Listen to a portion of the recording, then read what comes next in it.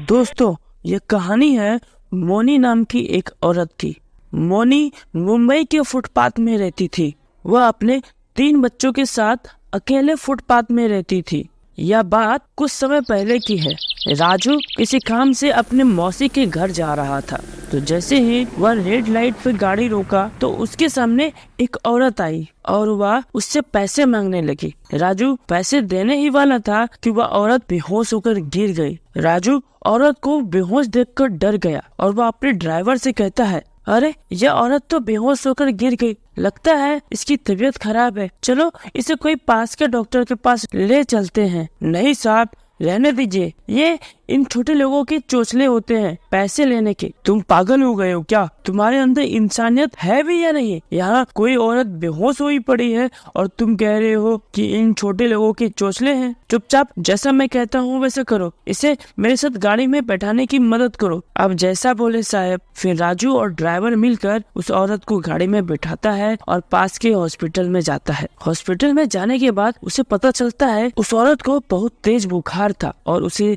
ज्यादा ठंड के कारण न्यूमोनिया हो गया था। फिर कुछ दवाइयाँ देने के बाद उसे होश आता है और वह राजू को देखकर हैरान हो जाती है और राजू उससे पूछता है, तुम ठीक हो ना? तुम बेहोश हो गई थी मेरी गाड़ी के सामने, तुम्हें बहुत तेज बुखार है, मैंने तुम्हारे इलाज के सारे पैसे यहाँ जमा करा दिए हैं, तुम्हें 1 रुपए भी देने की जरूरत नहीं है, तुम यहाँ आराम करो, तुम्हें एक रात हॉस्पिटल में रुकना होगा। वैसे तुम्हारा नाम क्या है? साहब, मेरा नाम मोनी है। आपका बहुत बहुत धन्यवाद जो आप मुझे यहाँ लेकर आए, लेकिन मैं यहाँ नहीं रह सकती।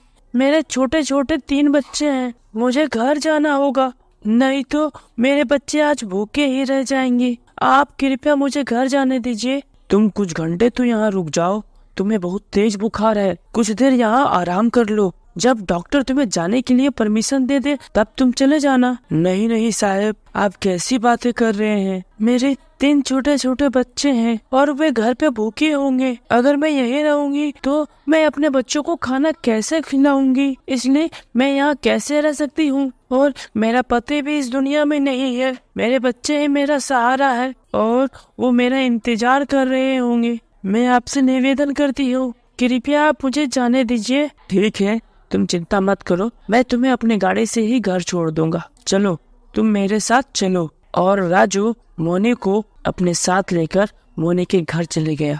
मोनी का घर देखकर राजू का दिमाग चकरा गया, उसका आँख खुला का खुला रह गया, क्योंकि मोनी अपने घर में पन्नी डालकर रहती थी और इतनी ज्यादा ठंड में मोनी कैसे उस पन्नी के घर में रहती थी, यह सोचकर राजू हैरान हो गया। राजू मोनी से बोला, मोनी तुम इतनी ठंड में इस पन्नी के घर में 3 बच्चे के साथ फुटपाथ पर रहती हो? पूरे मुंबई में मजदूर लोग भी पक्के के मकानों में रहते हैं, लेकिन तुम यहाँ कैसे रह रहे हो? इसीलिए तुम बीमार हो गई हो और तुम अपने बच्चों का चेहरा देखो, मुझे तो ये भी बीमार लग रहे हैं। तुम्हें इस घर में ठंड नहीं लगती क्या? ठंड वो क्या होता है साहब? हमें ठंड नहीं लगती, हम गरीबों के लिए क्या ठंड, क्या बारिश, क्या गर्मी, हमें तो हर मौसम में रहने की आदत है। और आप क्या मेरी दर्द समझेंगे?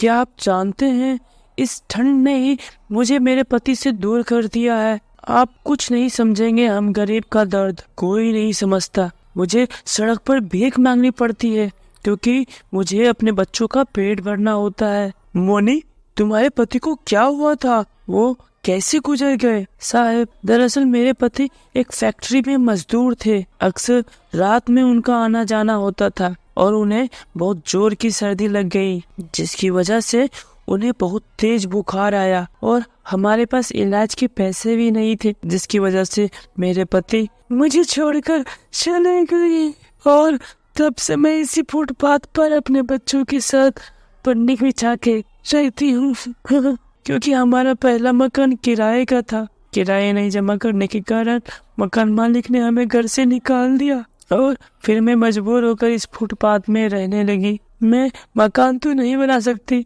और मुझे अपने बच्चों का पेट भरना है, इसलिए मैं भीख मांगती हूँ जिससे मैं खाना बना पाती हूँ और जंगल वंगल जाकर मैं थोड़ी लकड़ी भी ले आती हूँ जिसको जलाकर खाना बना लेती हूँ और उसी के आग से बच्चों को गर्मी भी मिल जाती है। मैं क्या करूं, मैं बहुत ही लाचार हूँ। मोनी की लाचारी देखकर राजू की आंख में आंसू आ गए। राजू को उससे उसका दर्द देखा नहीं गया और राजू ने मोनी के लिए एक घर बनवा दिया और उसके बाद मोनी और उसके बच्चे उसमें खुशी खुशी रहने लगे। धन्यवाद दोस्तों। कहानी कैसी लगी कमेंट में जरूर बताइएगा और इसी तरह की मजेदार कहानियां देखना चाहते हो तो चैनल को सब्सक्राइब जरूर करें। धन्यवाद।